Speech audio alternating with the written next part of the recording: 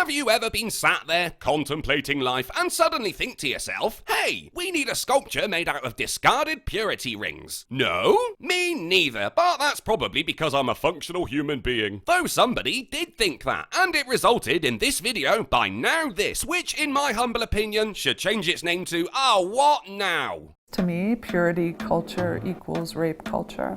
What? That's not even... How on earth does that... They're entirely different things. How is abstaining from sex the same as... Is this just one more thing in a long list of things that's considered sexual assault or rape now? Not having sex is rape culture. You know, when you run a channel like mine, you see a lot of mind-boggling stuff, but this one might just take the gluten-free cake. Incredible. 170 women send their old purity rings to this minister. Minister? Let's see what she looks like again. When you think minister, this isn't what comes to mind, is it? She looks fresh off the set of an all-lesbian version of Sons of Anarchy, which thankfully doesn't exist, but if it did, it should be called Dykes on Bikes. So, what did she do with all of those purity rings? Well, if you were a middle-aged minister from the Church of Lesbo, what would you do? Yeah, it's obvious, isn't it? This is what the world needs right now. Forget peace in the Middle East, disregard sustainable resources, and dismiss the ever-present threat of old-school diseases making a big comeback because some parents are ridiculously deluded when it comes to vaccinations. No, we've got a vagina sculpture now. All is good. We did it, guys. We are now living in a utopia. Oh, just gonna get in before the bass drops. It's part of her ongoing message to women to live shamelessly. What kind of minister is she again? Live shamelessly. Personally, I think we could do with a bit more shame. I already see fat women parading around in outfits so skimpy it makes them look like the Michelin Man's side hoe. We don't really need more of that. I mean, I can't be the only one who misses modesty, can I? In the 90s and early 2000s, there was this thing called the purity movement. Oh, for everything's a movement, isn't it? But yes, I am aware of the late 19th century social movement that sought to abolish sexual activities considered immoral, such as sex before marriage, prostitution, and just general skankdom. Not really my cup of tea, to be honest. I mean, I love sluts. They make the world go round, and STDs go round the world. And they would give girls what are called, and it still happens today, purity rings. Well, it's a step up from chastity belts, isn't it? They've got that going for them at the very least. And often the way this would go down is that their dad would come with some flowers and she would get all dressed up and they'd go to a daddy-daughter dance. Not gonna lie, that does sound sinister. Mainly because of what's become of the word daddy. I hope whoever started that feels really bad now. Even when I see a little girl running over to her father calling out daddy, the first thing I think is, you harlot. The word's completely ruined. And then he would put a ring on her 11-year-old hand. Better than putting his hand in a ring.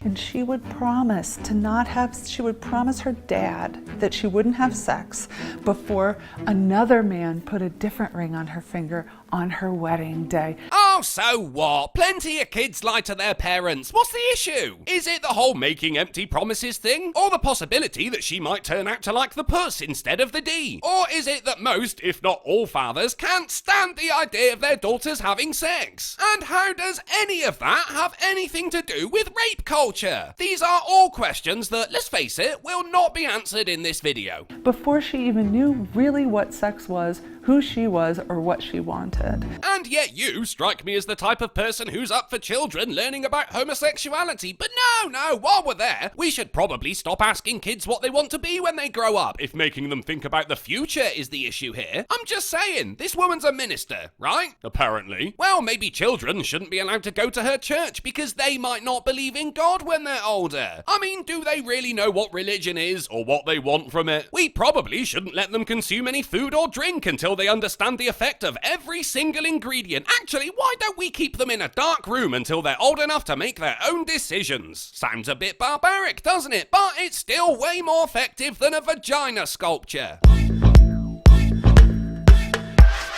Where Where did they find this music? Did someone just Google annoying noises? Anyway, she collected approximately 170 rings from women nationwide. Well, that's not a lot, is it? Considering it's nationwide. There are 327 million people in the US, and you could only find 170 of them who have a problem with this purity stuff. Something tells me it's not as big of a deal as you're making it out to be.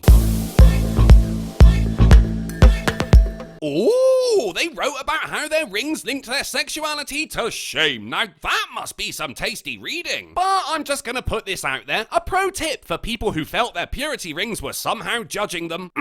Did you ever consider just not wearing it? That was an option, right? It wasn't welded to your finger or anything. Sure, your dad might have asked you why you didn't have it, but then you can tell him, I have tasted the cock, father. I am a Jezebel now. And he would probably say something like, in this family, we are moral and just. To which you can reply, but father, I want to be a slut. It's like a modern day Billy Elliot. Anyway, moving on. I wore the ring to college, kept sleeping around and feeling like it was this burning eye judging my every move. What? It's a ring, not the Eye of Sauron. Bloody hell, if your ring starts burning, maybe stop sleeping around so much, you know? Take some antibiotics and use a condom in future.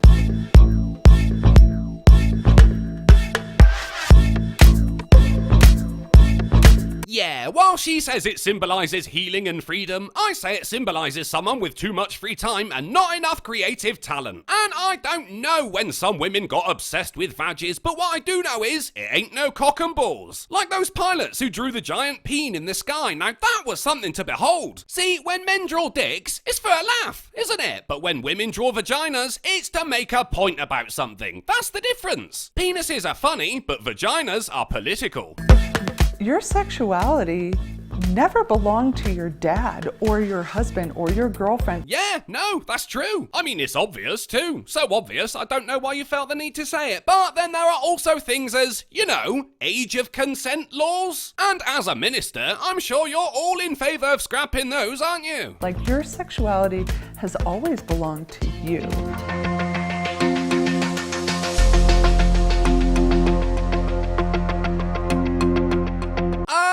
She's got a book out. It's all making sense now. Funny how these things coincide, isn't it?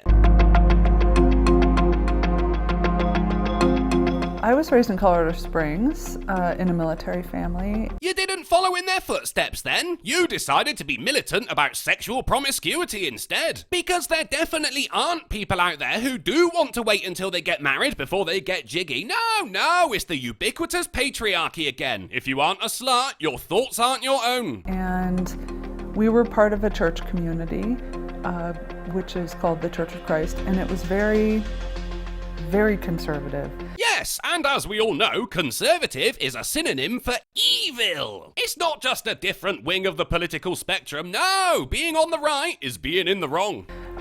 So conservative it was, I never heard a woman pray out loud. Yeah, that's fascinating and all, but could you please close your legs? It's starting to smell in here. In front of other people till I was 27 years old, because women were not allowed to be leaders. They couldn't even really be ushers at the church, much less be a preacher or pray out loud. Well, look what happens when they are allowed. Vagina sculptures. That's why you weren't allowed to preach. You worship yourself.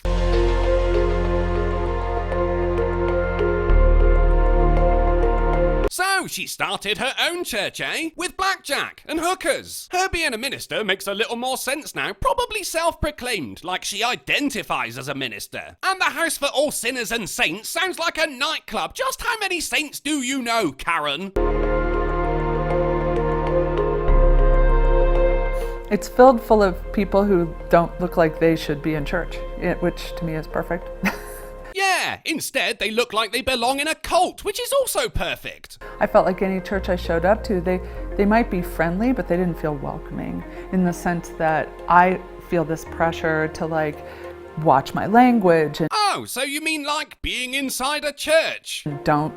don't let people know I have a dark sense of humor, or that I have the past that I have, or that I have the opinions I have, or whatever. Well, when one of those opinions is that purity rings equal rape culture, yeah, good. Keep that to yourself, otherwise everyone will know you're an idiot. And it's exhausting to do that. And so I wanted to start a church that I didn't have to culturally commute to show up to, and neither did other people. So you decided it was less effort to start your own church rather than keep your mental opinions to yourself for 1 hour every Sunday. Wow, I bet you're fun at parties.